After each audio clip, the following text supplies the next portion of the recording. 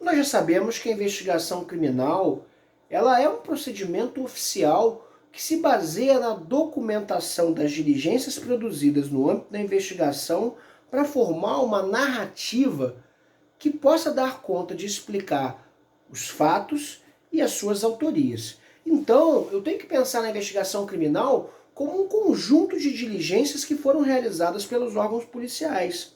Mas antes que a gente passe realmente ao entendimento de como essas diligências funcionam, convém saber o que essa oficialidade do inquérito policial quer dizer.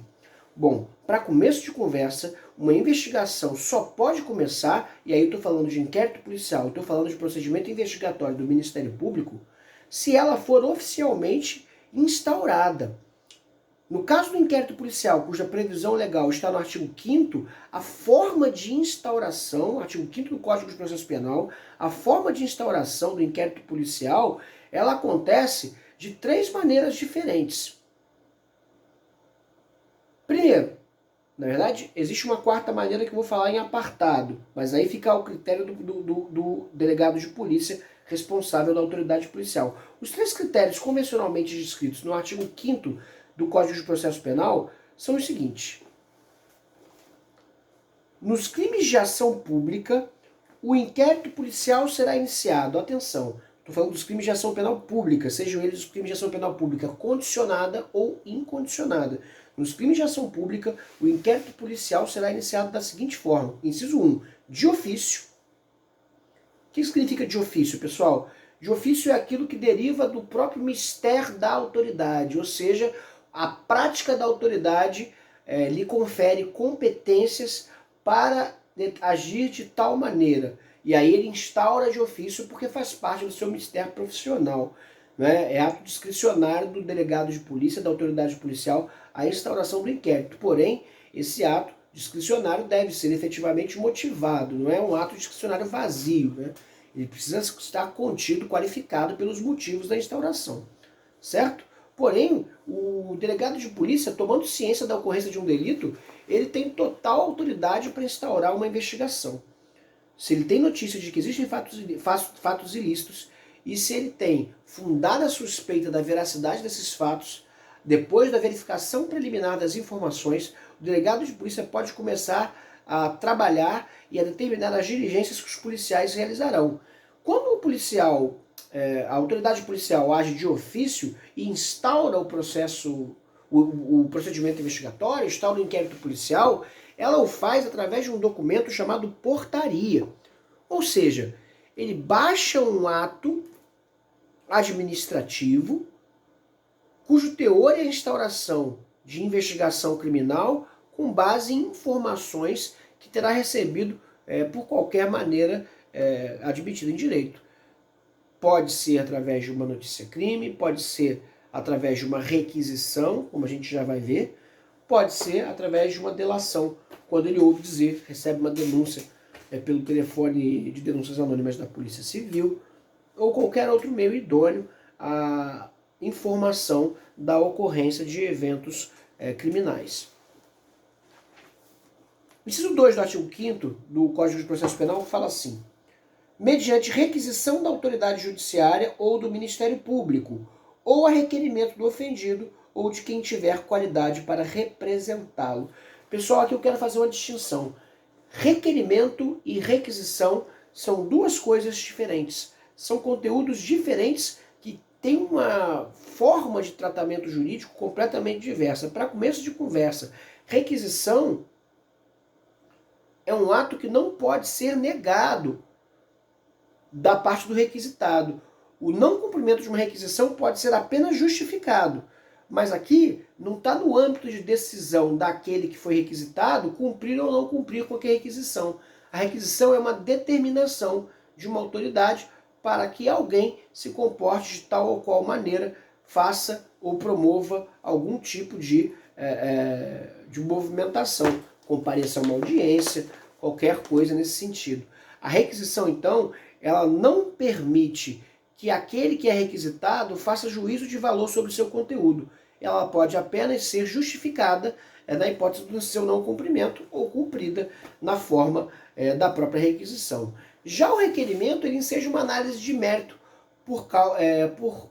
em razão daquele que o recebe. A pessoa a quem eu dirijo o meu requerimento fará um juízo de valor sobre esse requerimento, diferentemente da requisição, tá, gente? Então você, por favor, não requisite ao magistrado o deferimento da petição, não requisite ao magistrado a produção da prova. Faça um requerimento, na medida em que ele deve fazer uma avaliação do conteúdo daquele ato, e não simplesmente cumpri-lo ou justificar a impossibilidade de fazê-lo. O que é importante aqui, pessoal? Requisição da autoridade judiciária. Quem é a autoridade judiciária, pessoal? A autoridade judiciária é o magistrado. E segundo, requisição do Ministério Público. Eu posso entender que o Ministério Público possa efetivamente requisitar a instauração de um inquérito policial, muito embora me pareça esvaziado o conteúdo dessa norma, na medida em que o próprio Ministério Público pode promover seus procedimentos investigatórios. Por outro lado, é muito complicado entender que um magistrado determine a instauração de um inquérito policial e ele próprio, mais tarde, venha a julgar os frutos, os elementos de provas colhidos naquele inquérito, porque isso violaria de plano a necessária imparcialidade do juiz. É claro que com a implementação do juiz de garantia, algo que já foi feito na forma da lei, mas ainda não é efetivamente implementado por decisão do Supremo Tribunal Federal, essa realidade vai se afastar cada vez mais do nosso inquérito policial, da nossa investigação criminal. Pois é certo que os institutos democráticos da Constituição Federal cada vez mais encontram respaldo na lei e funcionariam, se assim fossem efetivados, como grandes instrumentos de democratização da investigação criminal. É evidente que é problemático que um magistrado que requisite a instalação de um procedimento de investigação venha mais tarde emitir juízo sobre a ocorrência ou não daqueles fatos cuja investigação ele requisitou. É muita concentração de poder por parte de uma figura que não é sequer parte do processo. Se o magistrado não pode efetivamente formular a denúncia, com que poder ele poderia formular a instauração do inquérito policial? Eu entendo que o magistrado não poderia, por qualquer razão, ter algum tipo de poder excepcional em relação a essa instauração do inquérito policial, requisitando que o delegado assim proceda, mais tarde correndo o risco de julgar o fruto daquela investigação. Não faz sentido. Já com relação à notícia-crime, que é a segunda parte do inciso 2, nós temos um requerimento da própria vítima que deve atender à seguinte formalidade. Parágrafo 1º. O requerimento a que se refere o inciso 2 conterá sempre que possível a narração do fato com todas as circunstâncias. B.